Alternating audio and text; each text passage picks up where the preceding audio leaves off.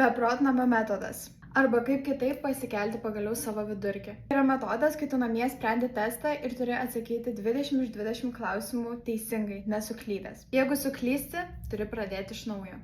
Tu turi susikurti kažkokį tais testą. Aš, pavyzdžiui, kuriuosi per Ask.ai, gali kurtis, kur tu tik tais nori. Ir tam, pavyzdžiui, jeigu suklysti ant kokio 10 klausimo, tu turi pradėti iš naujo spręsti tą testą. Turi spręsti tol, kol jau visus atsakymus parašai teisingai ir nesuklysti. Ir tu gaunasi, kad labai gerai išmoksti visus jau tos atsakymus ir klausimus viską mintinai. Tai aš tos klausimus kuriuosi per Ask.ai, jeigu tau nepatinka, gali eiti kurtis per kur tu tik tais nori kitur, bet čia yra labai patogu, nes aš įmetu savo konspektus ir man automatiškai jau sugeneruoja tos klausimus, tai nereikia jų darytis ranka. Na ir sprendi, jeigu suklysti, kad yra ant 14 klausimo, bandai spręsti iš naujo. Tuomet tu labai gerai išmoksi tos klausimus ir jų visas temas ir atsakymus mokėsi mintinai.